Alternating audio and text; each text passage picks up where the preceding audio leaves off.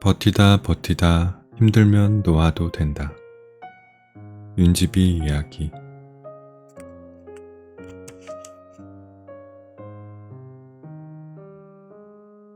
누구에게나 우울한 날이 있다. 힘든데 웃어야 할 때, 슬픈데 밝아야 할 때, 아픈데 아프지 않다고 해야 할 때, 그럴 때 마음은 우울해진다. 그런 나를 만났다면 잠시 우울한 마음을 내려놓고 우울함을 극복했던 그녀의 이야기를 들어보면 좋겠다. 그녀는 말한다. 우울한 그 순간이 진짜 내 마음을 꺼내야 할 때라고. 힘들다 말하지 못해, 슬프다 말하지 못해, 아프다 말하지 못해. 그동안 많이 참아왔기 때문에 우울한 나를 만난 거라고.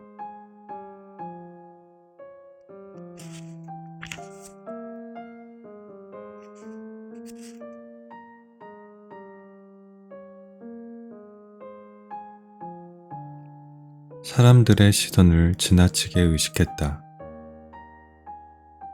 하루하루 마음의 컨디션에 따라 천국과 지옥을 오갔다.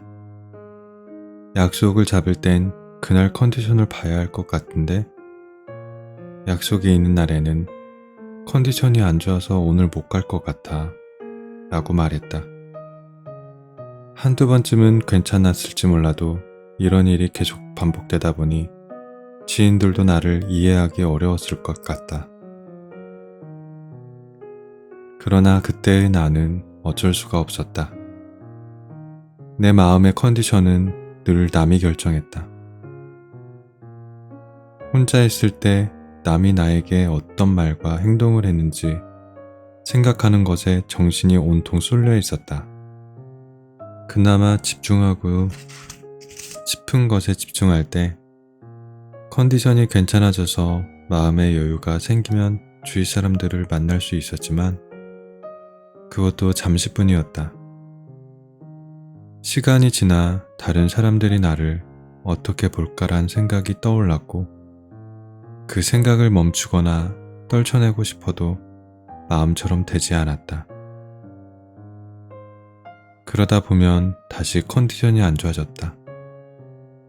마음의 컨디션이 좋지 않을 때는 단순히 피곤하다, 지친다, 그런 느낌이 아니었다. 친구들을 만나 밥을 먹고 대화를 나누는 등의 일상생활이 어렵게 느껴지는 수준이었다.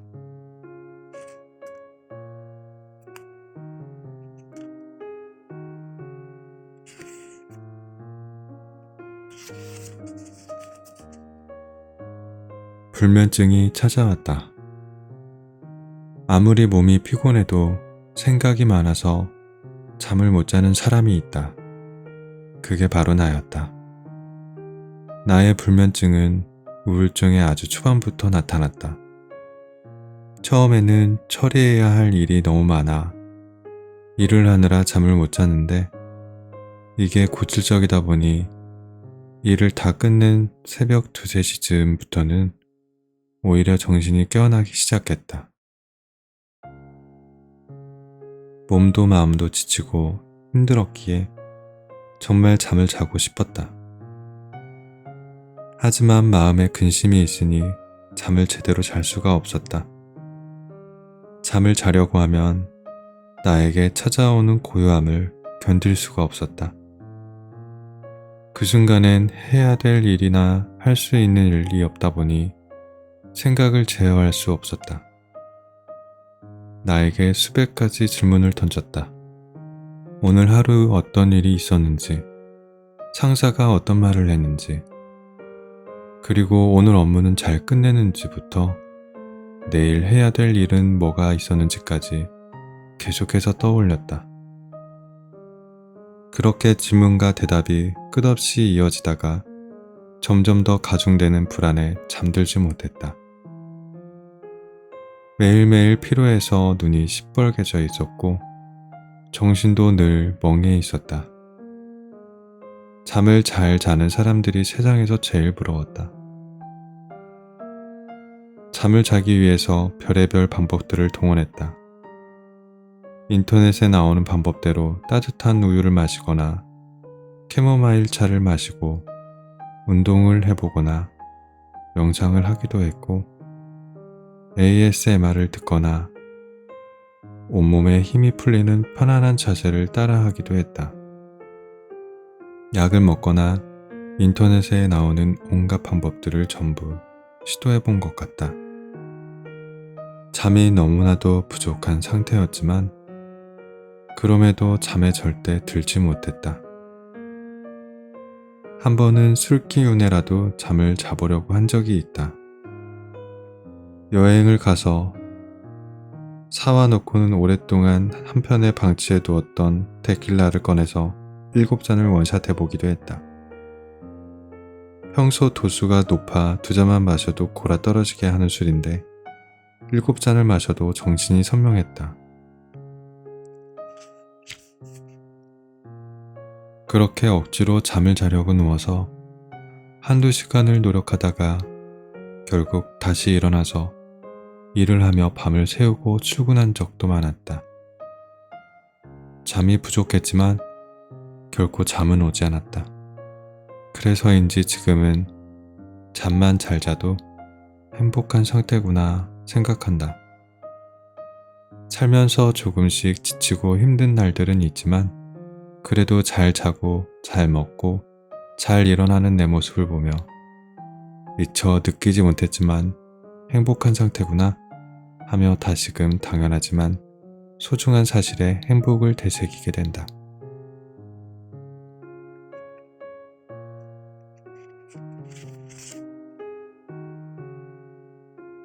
이제 내가 나를 지켜줄 거야.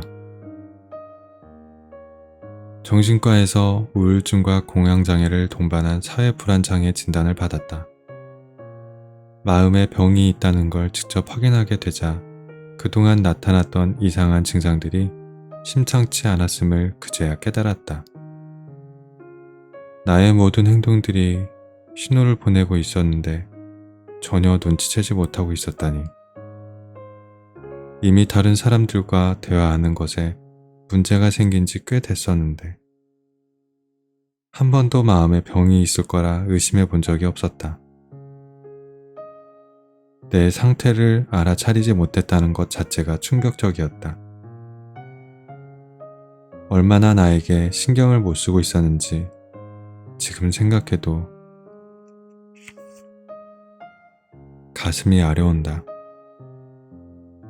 지금이라면 심장에 작은 흉통만 있어도 호들갑을 떨며 바로 병원에 갔을 텐데 그날 생각했다. 이제는 내가 나를 지켜줘야지. 아프게 하지 말아야지. 이제 정말 아픔을 떠나보내고 싶다. 나도 행복하고 싶다.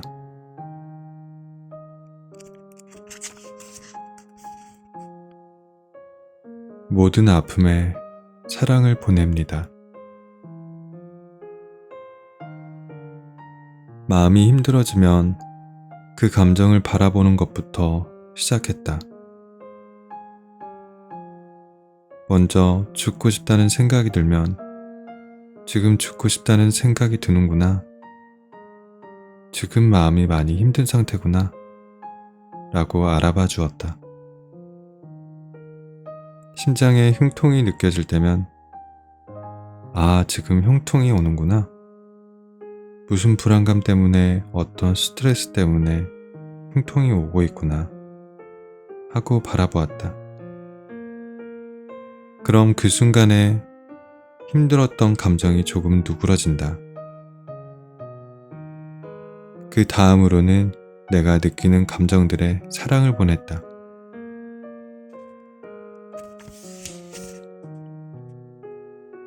죽고 싶은 마음이 드는 이유는 다 잘하고 싶어서 그런 거였구나.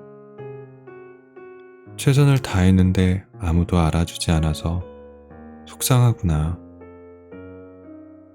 열심히 하려고 했던 예쁜 마음에 내가 사랑을 보내요. 극단적인 생각이 오고 가면 이렇게 내 감정을 바라봐주고 그 감정이 오게 된 이유에 대해서 살펴보았다. 그리고 그 순수한 의도에 사랑을 보냈다. 당신이 당신에게 사랑을 보낼 수 있었으면 좋겠다.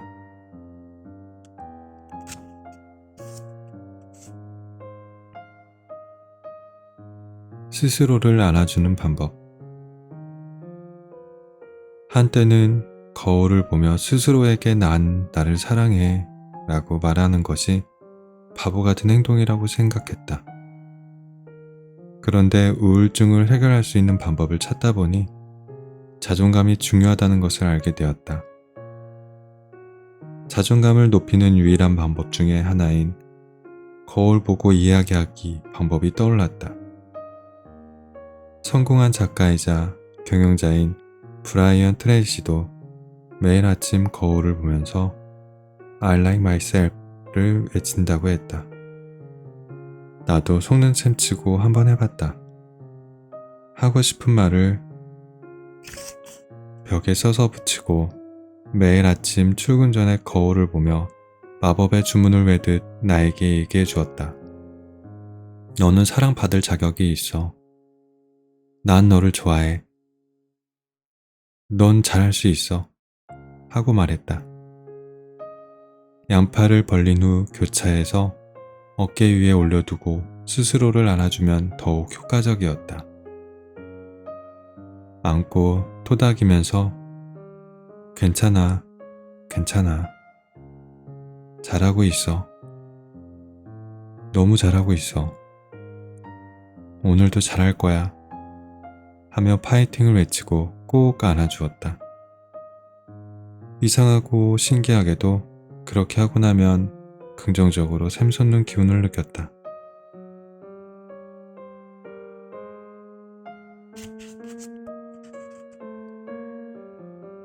사람에게 받은 상처는 사람으로부터 치유된다. 결혼하기 바로 전 부모님을 모시고 북유럽 여행을 다녀온 적이 있다. 그곳에서 예상치 못했던 치유를 경험했다. 한참 회사에서 힘들 때였다. 패키지 여행이었고 가족끼리 오신 분들, 친구끼리 오신 분들, 그리고 나처럼 부모님과 함께 오신 분들도 많았다. 그곳 어른들께 정말 많은 사랑을 받았다. 내게 예쁜 딸 하며 음식을 나눠주시고 예쁜 딸 밥 맛있게 먹었어? 예쁜 딸 잘 잤어? 예쁜 딸 같이 사진 찍자 라고 나에게 예쁜 딸이라고 부르며 잘해주시는 어머님들이 많았다. 나는 예쁨을 받을 만한 어떠한 행동도 하지 않았는데 많은 사랑을 주셨다. 심지어 그곳에는 내 또래가 두세 명 더 있었음에도 불구하고 굳이 나에게만 말이다. 마음의 치유를 느꼈다. 회사에서 인정받기 위해 소외되지 않기 위해 무던히 애쓰던 내가 떠올랐다. 그런데 이곳에서 나는 아무것도 애쓰지 않았고 그럼에도 사랑을 받았다는 사실이 나를 치유했다. 왠지 모를 안도의 마음이 들었고 마음에 장작불을 피운 듯 따뜻한 온기가 생겼다. 나도 어딘가에서 애쓰지 않아도 사랑을 받을 수 있구나. 또 기억나는 하나는 대학을 졸업하고 교수님께 종종 안부 인사를 드렸을 때다. 그때 내가 안부 인사랍시고 얼른 좋은 취업 소식 들려드릴게요 하고 말씀드렸다. 그런데 교수님께서 이렇게 답장을 주셨다. 네가 무엇이 되어야만 네가 소중한 것은 아니란다.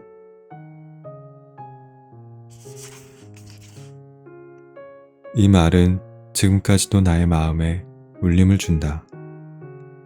생각해보니 한동안 이 말을 잊고 살았던 것 같다. 나의 가치와 나의 존재에 대해서 부정하고 살았던 시간이 너무 길었다. 이제는 누가 인정해주지 않아도 스스로를 인정해주고 사랑해 주어야겠다고 다짐한다. 너무 완벽하려 하지 마. 지금도 충분해.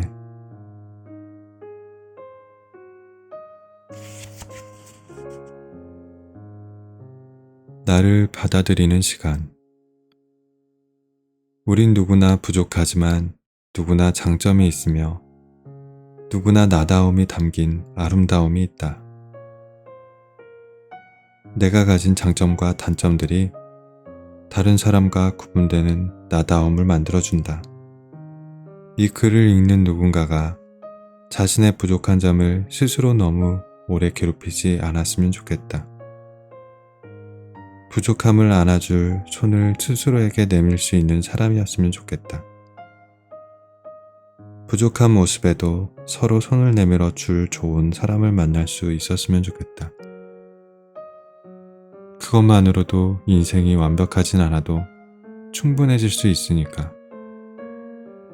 나는 앞으로도 있는 그대로의 나를 받아들이는 방법을 배우며 살아가고 싶다. 작가 고레에다 히로카즈가 말했다. 가슴 속 슬픔에 대해 누군가에게 말할 수 있다는 점이 인간의 씩씩함이자 아름다움이 아닐까라고. 우리가 자신의 상처를 말할 수 있고 솔직하게 고백할 수 있는 것은 나 자신에 대한 이해이자 살아온 삶에 대한 긍정이다.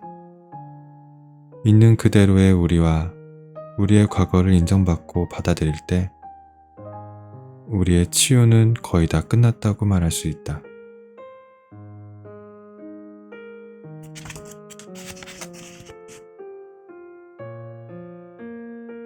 시간은 지나가고 아픔은 희미해진다.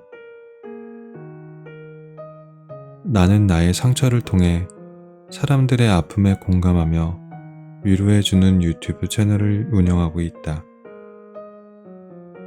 채널을 보고 여러 매체들로부터 인터뷰 요청을 받게 되었고, 그중 TBS 시민의 방송에서는 엄마와 함께하는 촬영을 의뢰해왔다. 엄마와 촬영을 한다는 것 자체가 감회가 남달랐지만 당시에 부모님께서는 내가 우울증 경험담이 담겨있는 유튜브 채널을 운행한다는 사실을 몰랐기 때문에 마음이 복잡했다. 부모님께 유튜브 채널을 공개한다는 건 내가 세상에서 가장 행복하길 바라는 이에게 가장 힘들었던 아픔의 시간을 고백하는 것과 같았다. 물론 부모님께서 그동안 있었던 나의 상처를 전혀 모르고 계셨던 것은 아니다. 어느 날 회사에 가기 싫어 밤늦게까지 불안한 마음으로 힘들어하고 있었다. 그때 우연히 엄마에게 전화가 왔고 밥은 잘 먹고 다니니? 라는 한마디에 하염없이 눈물이 터져 나온 적이 있었다. 그동안 이 울음을 얼마나 참았는데 부모님에게만큼은 잘 지내는 모습만 보여드리고 싶었는데 라는 마음과 함께 눈물이 하염없이 흘러내렸다. 그날 엄마는 아무 말도 없이 아빠와 함께 곧장 지방에서 내가 있는 서울로 올라오셨다. 부모님께서도 퇴근하고 바로 올라오시느라 많이 피곤하셨을 텐데 시종일관 나를 걱정하며 상다리가 부러지도록 밥과 반찬을 차려주셨다. 나는 그날을 잊을 수 없다. 마음이 아프면서도 미안하면서도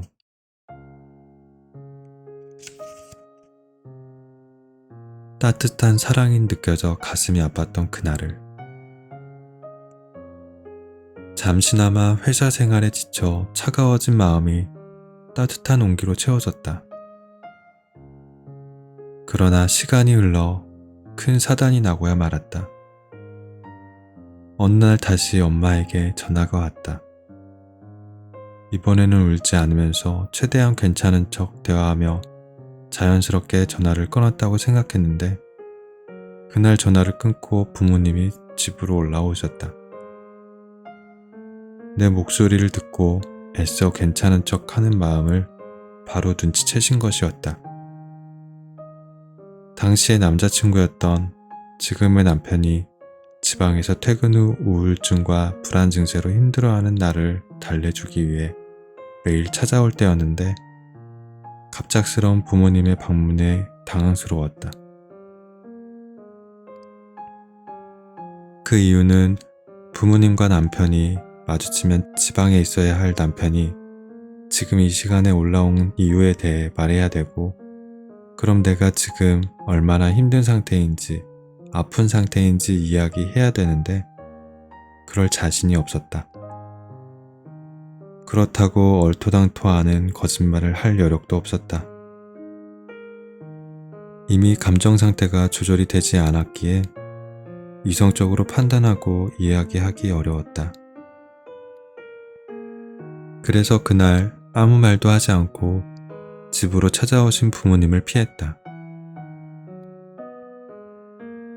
그렇게 피하고 피하다가 몇 시간이 흘러 결국 남편의 권유로 부모님을 마주해 이야기하게 되었다. 나는 감정 컨트롤을 할 수가 없었고 결국 왜 말도 없이 찾아오느냐며 소리를 질렀다. 내 행동이 평소와는 달랐고 정상적인 행동 범주를 넘어서 지금 상황에 대한 극도의 거부감을 보였기에 그 심각성을 짐작하셨을 것이다. 그렇게 부모님은 마음의 준비도 되지 않은 채 내 상태에 대해서 알게 되셨다. 그날은 모두에게 상처가 된 날이다. 우리 가족은 지금도 이 날에 대해 이야기하지 못한다. 그 이후로 나의 아픔을 가족에게 보이지 않기 위해 노력했다. 그랬던 내가 이제는 아픔에 대해 다른 사람에게 이야기하며 엄마와 함께 인터뷰를 할 수 있을 정도로 괜찮아졌다.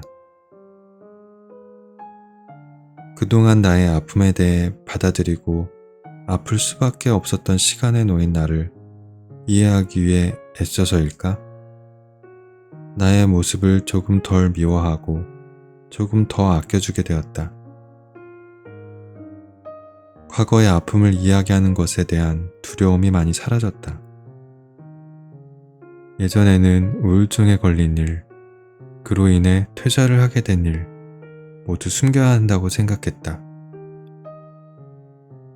나를 아는 사람들이 나를 이상한 사람이라고 생각할까봐 속상하고 두려워 혼자 뒤에 숨어서 울었다. 하지만 지금은 그렇지 않다. 나를 이해하고 받아들인다. 나를 부정하고 사랑하지 못했던 많은 날을 지나며 내가 어떻게 살아야 할지 가슴으로 깨닫게 되었다. 유튜브에 나의 아픔을 용기 내서 공유하자 공감해주는 분들이 계셨고 누군가에게는 위로가 되기도 하고 나에게는 결과적으로 많은 기회들이 주어졌다. 이렇게 책을 쓸 기회도 생기고 말이다. 당신이 만약 마음이 아픈 상태라면 당신은 이상한 사람이 아니라고 말하고 싶다. 나는 힘들어하는 당신의 손을 꼭 잡아주고 싶다. 그리고 이렇게 말해주고 싶다.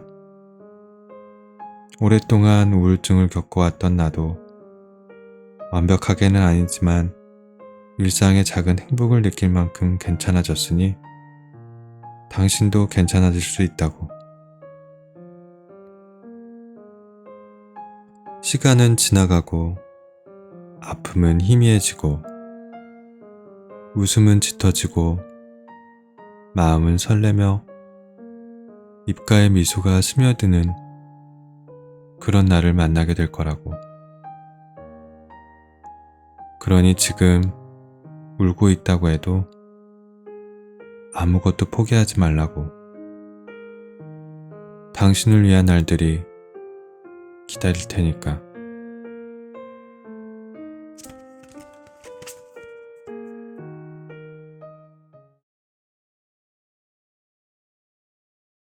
버티다 버티다 힘들면 놓아도 된다. 윤지비 이야기.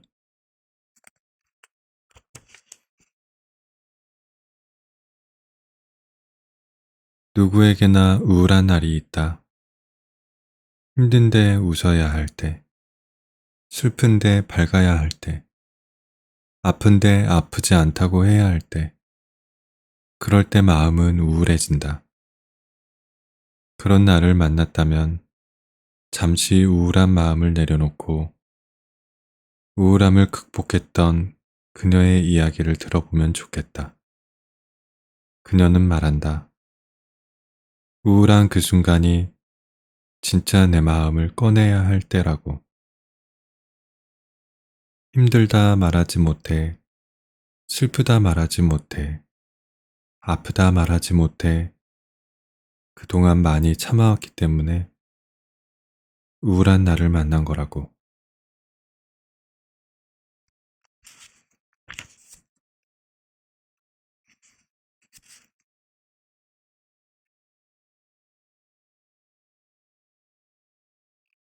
사람들의 시선을 지나치게 의식했다.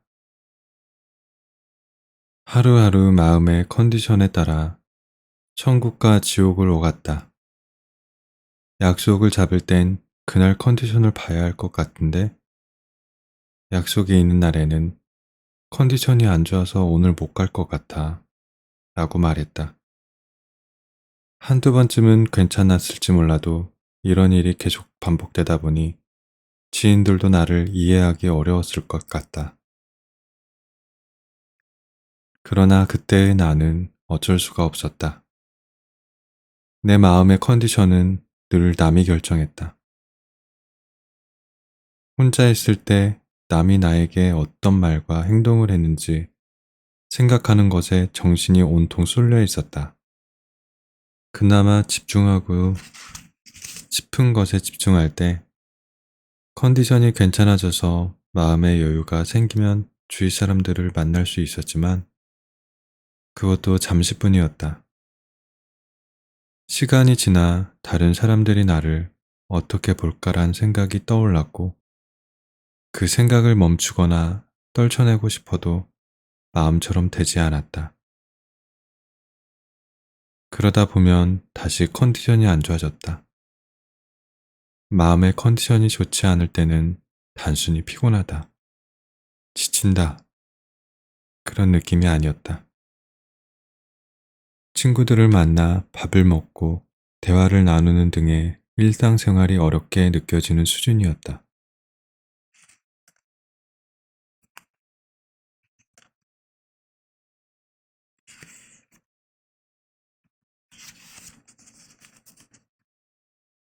불면증이 찾아왔다. 아무리 몸이 피곤해도 생각이 많아서 잠을 못 자는 사람이 있다. 그게 바로 나였다. 나의 불면증은 우울증의 아주 초반부터 나타났다. 처음에는 처리해야 할 일이 너무 많아 일을 하느라 잠을 못 잤는데 이게 고질적이다 보니 일을 다 끝낸 새벽 2, 3시쯤부터는 오히려 정신이 깨어나기 시작했다. 몸도 마음도 지치고 힘들었기에 정말 잠을 자고 싶었다. 하지만 마음에 근심이 있으니 잠을 제대로 잘 수가 없었다. 잠을 자려고 하면 나에게 찾아오는 고요함을 견딜 수가 없었다. 그 순간엔 해야 될 일이나 할 수 있는 일이 없다 보니 생각을 제어할 수 없었다. 나에게 수백 가지 질문을 던졌다. 오늘 하루 어떤 일이 있었는지, 상사가 어떤 말을 했는지, 그리고 오늘 업무는 잘 끝내는지부터 내일 해야 될 일은 뭐가 있었는지까지 계속해서 떠올렸다. 그렇게 질문과 대답이 끝없이 이어지다가 점점 더 가중되는 불안에 잠들지 못했다. 매일매일 피로해서 눈이 시뻘개져 있었고 정신도 늘 멍해 있었다. 잠을 잘 자는 사람들이 세상에서 제일 부러웠다.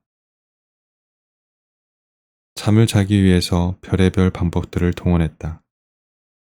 인터넷에 나오는 방법대로 따뜻한 우유를 마시거나 캐모마일 차를 마시고 운동을 해보거나 명상을 하기도 했고 ASMR을 듣거나 온몸에 힘이 풀리는 편안한 자세를 따라하기도 했다.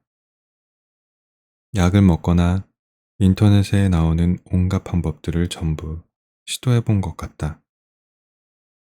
잠이 너무나도 부족한 상태였지만 그럼에도 잠에 절대 들지 못했다. 한 번은 술 기운에라도 잠을 자보려고 한 적이 있다.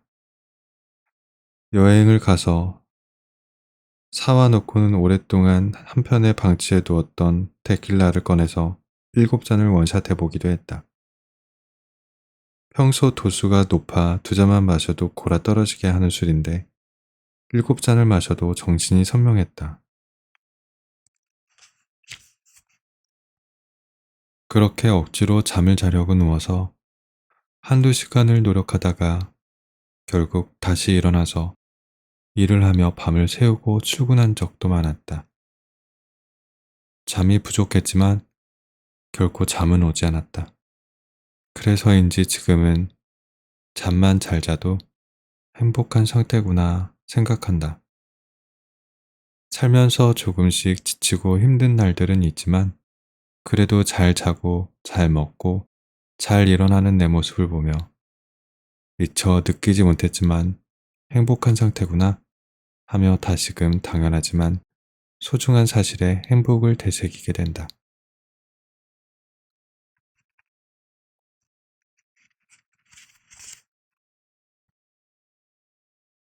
이제 내가 나를 지켜줄 거야. 정신과에서 우울증과 공황장애를 동반한 사회불안장애 진단을 받았다. 마음에 병이 있다는 걸 직접 확인하게 되자 그동안 나타났던 이상한 증상들이 심상치 않았음을 그제야 깨달았다. 나의 모든 행동들이 신호를 보내고 있었는데 전혀 눈치채지 못하고 있었다니. 이미 다른 사람들과 대화하는 것에 문제가 생긴 지 꽤 됐었는데 한 번도 마음에 병이 있을 거라 의심해 본 적이 없었다. 내 상태를 알아차리지 못했다는 것 자체가 충격적이었다. 얼마나 나에게 신경을 못 쓰고 있었는지 지금 생각해도 가슴이 아려온다. 지금이라면 심장에 작은 흉통만 있어도 호들갑을 떨며 바로 병원에 갔을 텐데 그날 생각했다. 이제는 내가 나를 지켜줘야지. 아프게 하지 말아야지. 이제 정말 아픔을 떠나보내고 싶다. 나도 행복하고 싶다.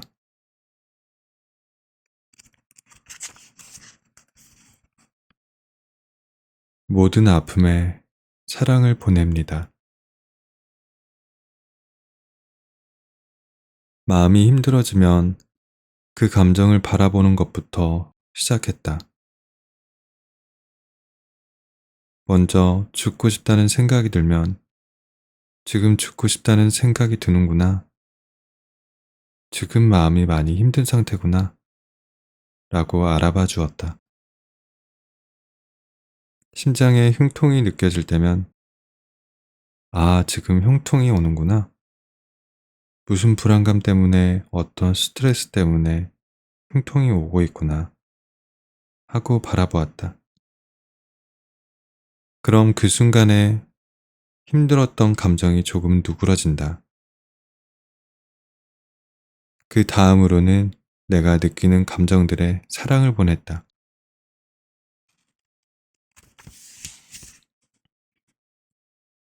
죽고 싶은 마음이 드는 이유는 다 잘하고 싶어서 그런 거였구나. 최선을 다했는데 아무도 알아주지 않아서 속상하구나. 열심히 하려고 했던 예쁜 마음에 내가 사랑을 보내요.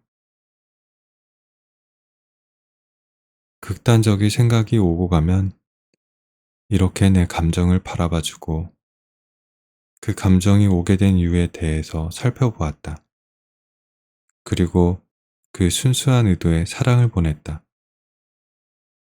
당신이 당신에게 사랑을 보낼 수 있었으면 좋겠다.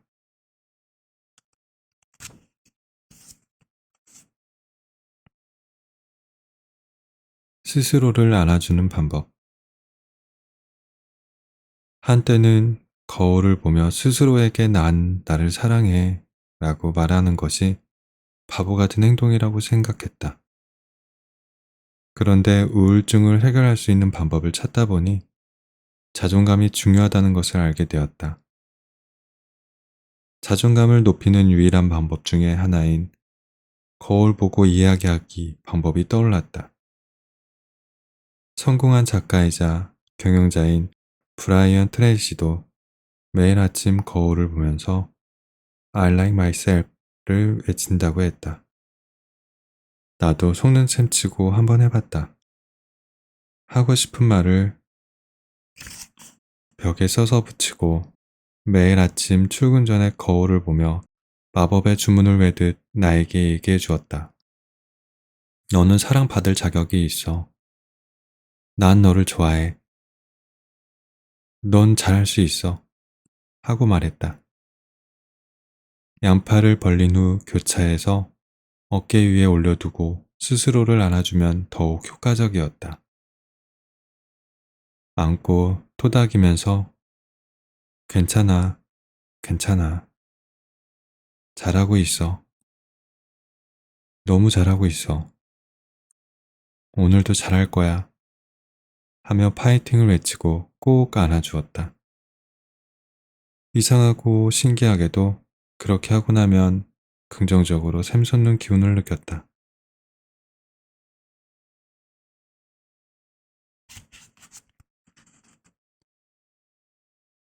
사람에게 받은 상처는 사람으로부터 치유된다. 결혼하기 바로 전 부모님을 모시고 북유럽 여행을 다녀온 적이 있다. 그곳에서 예상치 못했던 치유를 경험했다. 한참 회사에서 힘들 때였다. 패키지 여행이었고 가족끼리 오신 분들, 친구끼리 오신 분들, 그리고 나처럼 부모님과 함께 오신 분들도 많았다. 그곳 어른들께 정말 많은 사랑을 받았다.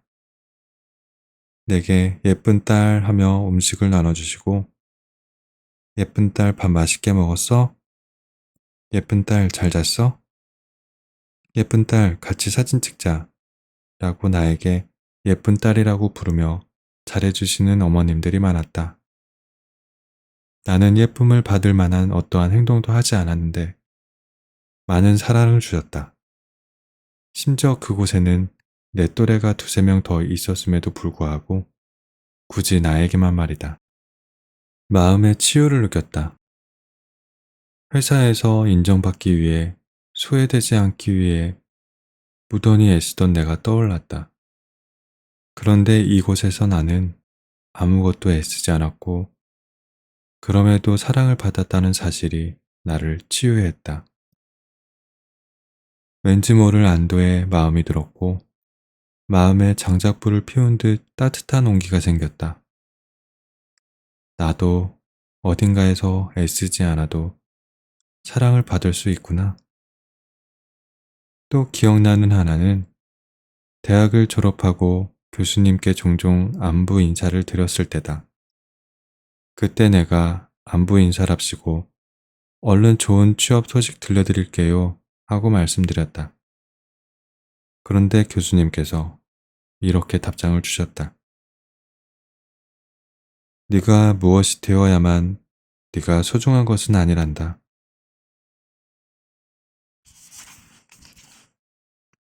이 말은 지금까지도 나의 마음에 울림을 준다. 생각해보니 한동안 이 말을 잊고 살았던 것 같다. 나의 가치와 나의 존재에 대해서 부정하고 살았던 시간이 너무 길었다. 이제는 누가 인정해주지 않아도 스스로를 인정해주고 사랑해 주어야겠다고 다짐한다. 너무 완벽하려 하지 마. 지금도 충분해.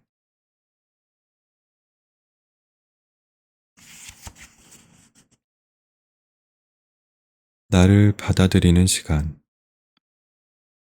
우린 누구나 부족하지만 누구나 장점이 있으며 누구나 나다움이 담긴 아름다움이 있다.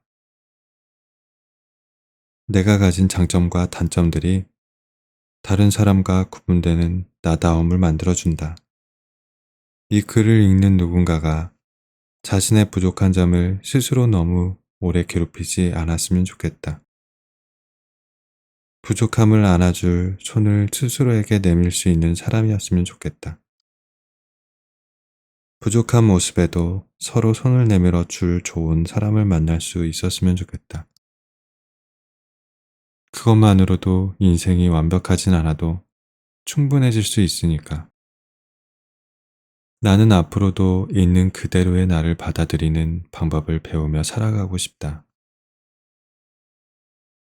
작가 고레에다 히로카즈가 말했다. 가슴 속 슬픔에 대해 누군가에게 말할 수 있다는 점이 인간의 씩씩함이자 아름다움이 아닐까라고.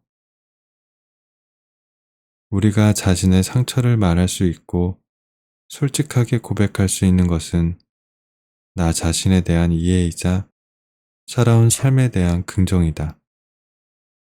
있는 그대로의 우리와 우리의 과거를 인정받고 받아들일 때 우리의 치유는 거의 다 끝났다고 말할 수 있다.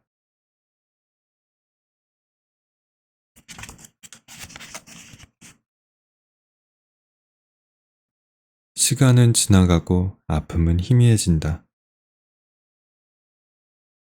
나는 나의 상처를 통해 사람들의 아픔에 공감하며 위로해주는 유튜브 채널을 운영하고 있다.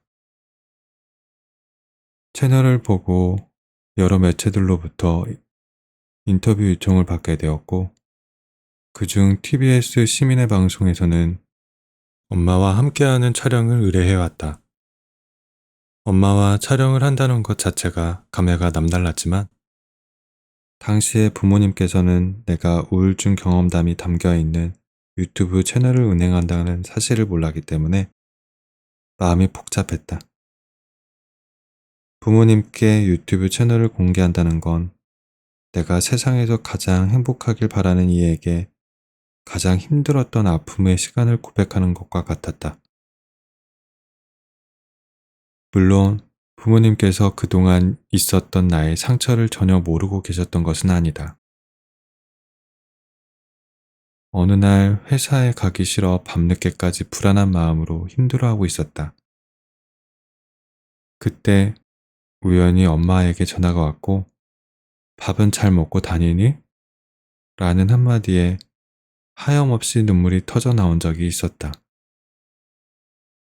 그동안 이 울음을 얼마나 참았는데, 부모님에게만큼은 잘 지내는 모습만 보여드리고 싶었는데, 라는 마음과 함께 눈물이 하염없이 흘러내렸다.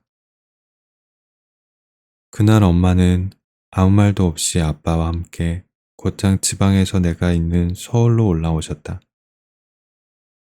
부모님께서도 퇴근하고 바로 올라오시느라 많이 피곤하셨을 텐데, 시종일관 나를 걱정하며 상다리가 부러지도록 밥과 반찬을 차려주셨다. 나는 그날을 잊을 수 없다. 마음이 아프면서도 미안하면서도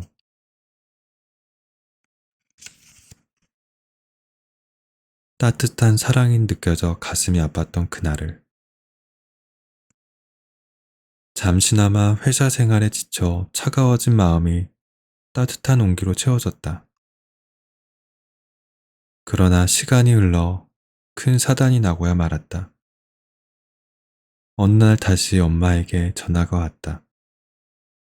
이번에는 울지 않으면서 최대한 괜찮은 척 대화하며 자연스럽게 전화를 끊었다고 생각했는데, 그날 전화를 끊고 부모님이 집으로 올라오셨다. 내 목소리를 듣고 애써 괜찮은 척 하는 마음을 바로 눈치채신 것이었다. 당시의 남자친구였던 지금의 남편이 지방에서 퇴근 후 우울증과 불안 증세로 힘들어하는 나를 달래주기 위해 매일 찾아올 때였는데, 갑작스러운 부모님의 방문에 당황스러웠다. 그 이유는 부모님과 남편이 마주치면 지방에 있어야 할 남편이 지금 이 시간에 올라온 이유에 대해 말해야 되고, 그럼 내가 지금 얼마나 힘든 상태인지, 아픈 상태인지 이야기해야 되는데, 그럴 자신이 없었다. 그렇다고 얼토당토하는 거짓말을 할 여력도 없었다. 이미 감정 상태가 조절이 되지 않았기에 이성적으로 판단하고 이야기하기 어려웠다. 그래서 그날 아무 말도 하지 않고 집으로 찾아오신 부모님을 피했다. 그렇게 피하고 피하다가 몇 시간이 흘러 결국 남편의 권유로 부모님을 마주해 이야기하게 되었다. 나는 감정 컨트롤을 할 수가 없었고 결국 왜 말도 없이 찾아오느냐며 소리를 질렀다. 내 행동이 평소와는 달랐고 정상적인 행동 범주를 넘어서 지금 상황에 대한 극도의 거부감을 보였기에 그 심각성을 짐작하셨을 것이다. 그렇게 부모님은 마음의 준비도 되지 않은 채 내 상태에 대해서 알게 되셨다. 그날은 모두에게 상처가 된 날이다. 우리 가족은 지금도 이 날에 대해 이야기하지 못한다. 그 이후로 나의 아픔을 가족에게 보이지 않기 위해 노력했다. 그랬던 내가 이제는 아픔에 대해 다른 사람에게 이야기하며 엄마와 함께 인터뷰를 할 수 있을 정도로 괜찮아졌다. 그동안 나의 아픔에 대해 받아들이고 아플 수밖에 없었던 시간에 놓인 나를 이해하기 위해 애써서일까? 나의 모습을 조금 덜 미워하고 조금 더 아껴주게 되었다. 과거의 아픔을 이야기하는 것에 대한 두려움이 많이 사라졌다. 예전에는 우울증에 걸린 일, 그로 인해 퇴사를 하게 된 일, 모두 숨겨야 한다고 생각했다. 나를 아는 사람들이 나를 이상한 사람이라고 생각할까봐 속상하고 두려워 혼자 뒤에 숨어서 울었다. 하지만 지금은 그렇지 않다. 나를 이해하고 받아들인다. 나를 부정하고 사랑하지 못했던 많은 날을 지나며 내가 어떻게 살아야 할지 가슴으로 깨닫게 되었다. 유튜브에 나의 아픔을 용기 내서 공유하자 공감해주는 분들이 계셨고 누군가에게는 위로가 되기도 하고 나에게는 결과적으로 많은 기회들이 주어졌다. 이렇게 책을 쓸 기회도 생기고 말이다. 당신이 만약 마음이 아픈 상태라면 당신은 이상한 사람이 아니라고 말하고 싶다. 나는 힘들어하는 당신의 손을 꼭 잡아주고 싶다. 그리고 이렇게 말해주고 싶다. 오랫동안 우울증을 겪어왔던 나도 완벽하게는 아니지만 일상의 작은 행복을 느낄 만큼 괜찮아졌으니 당신도 괜찮아질 수 있다고. 시간은 지나가고 아픔은 희미해지고 웃음은 짙어지고 마음은 설레며 입가에 미소가 스며드는 그런 날을 만나게 될 거라고. 그러니 지금 울고 있다고 해도 아무것도 포기하지 말라고. 당신을 위한 날들이 기다릴 테니까.